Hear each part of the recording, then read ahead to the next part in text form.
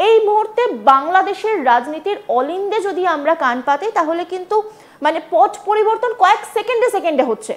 সেখানে দাঁড়িয়ে কিছুদিন আগে যখন মোহাম্মদ ইউনূস তিনি বিএনপির এগেনস্টে গিয়ে কোথাও একটা কথা বলছিলেন, কোনো একটা সুর শোনা যাচ্ছিল, সেখানে আজকে তালে তাল মেলানো, মানে এই বিষয়টা কি, রহস্য কি রয়েছে?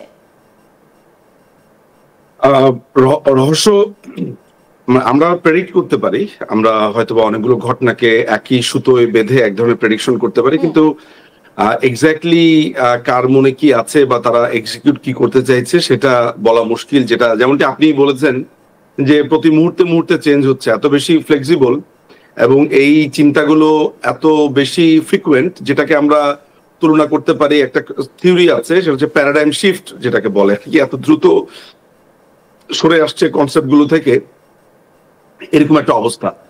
তো আমি এখনো পর্যন্ত আমার কাছে যেই কথাটা মনে হয় যে আপনি যা বললেন একদম ঠিক, যে ইউনূস বা তার যে এই টোকাই সরকার, যে ইলিগাল সরকার বাংলাদেশে চেপে বসে আছে দখলদার বাহিনী, তারা কিন্তু একটা দীর্ঘ সময় ধরে বলছে আর কেউ ইলেকশন চাচ্ছে না, শুধু একটি দল ইলেকশন চাচ্ছে।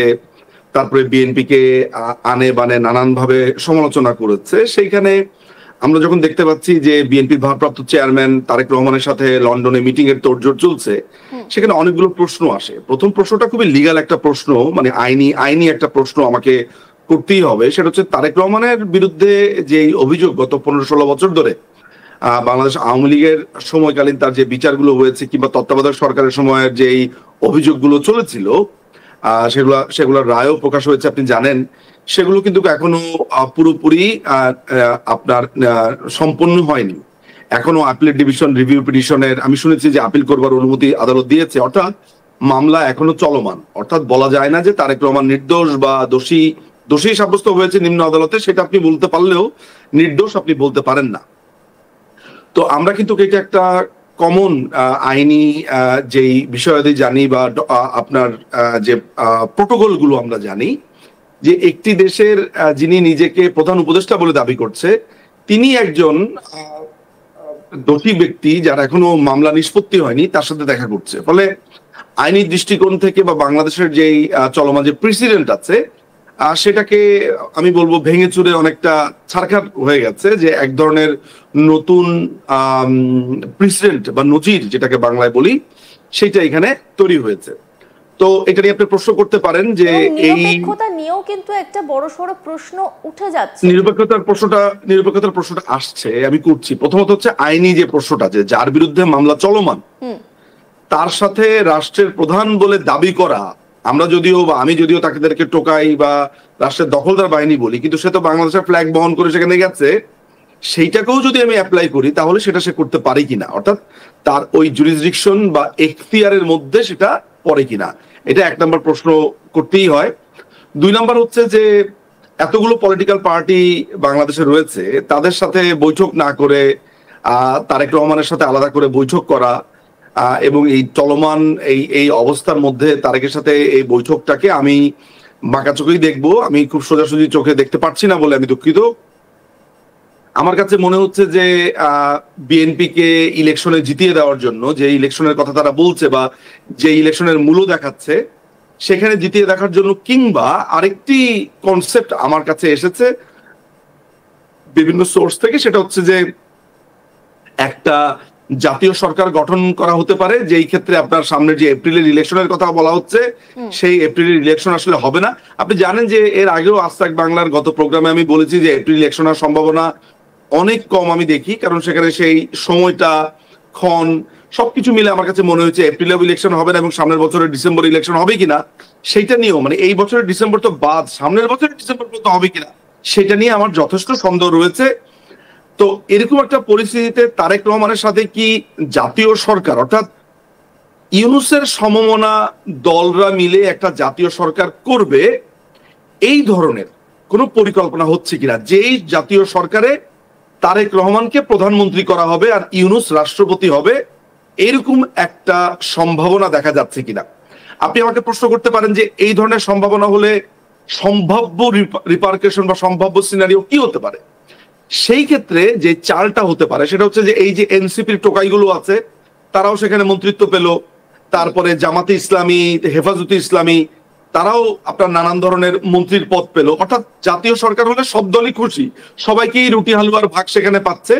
সবচাইতে যে জিনিসটা কনসার্নিং, যে তথ্যটা আপনাকে আমার দিতে হবে, গতকালকে আমাকে একটি গোয়েন্দা সংস্থা থেকে নিশ্চিত করা হয়েছে যে শিশির মনির নামে জামাতের এক আইনজীবী, শিশির মনির আমার স্কুলেরই একজন, আমার আলমা ম্যাটার, আসলে আমার সিনিয়র ছাত্র ছিলেন।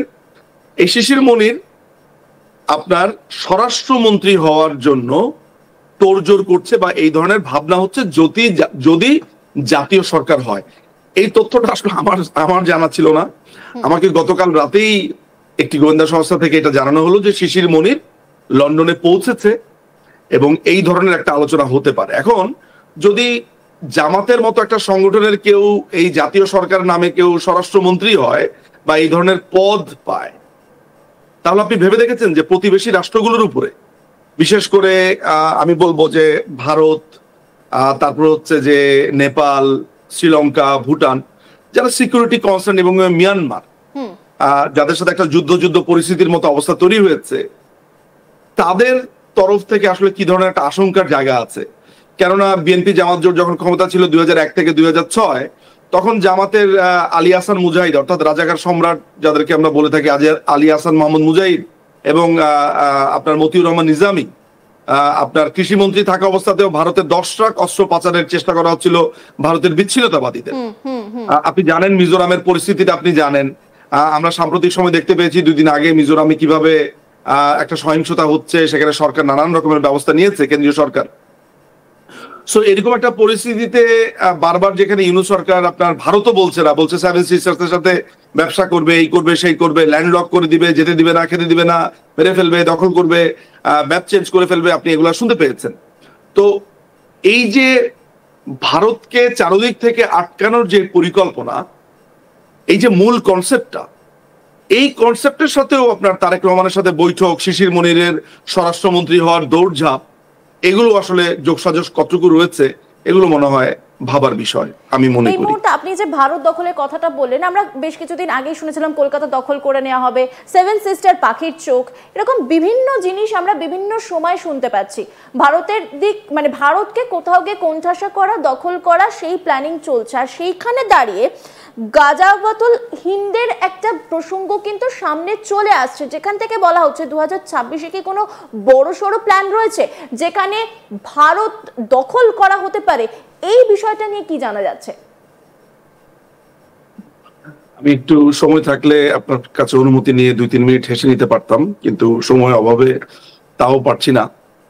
তো ভারত দখলের প্রশ্ন যখন আসে এবং প্রতিপক্ষ যখন বাংলাদেশ আসে, আমি নিজে একজন বাংলাদেশী নাগরিক, আমি খালি ভাবছি যে আমাদের কাছে এরকম প্রশ্নেরও জবাব দিতে হচ্ছে। দেখুন, স্বপ্ন নানান ধরনের থাকতে পারে, দিবা স্বপ্ন, কল্পনার স্বপ্ন, আপনার নানান রকমের হতে পারে। সেগুলো তো স্বপ্নের দুনিয়ায় আমরা দেখতে পাচ্ছি, না হলে কলকাতা তো রাতারাতি দখল হয়ে গিয়েছিল।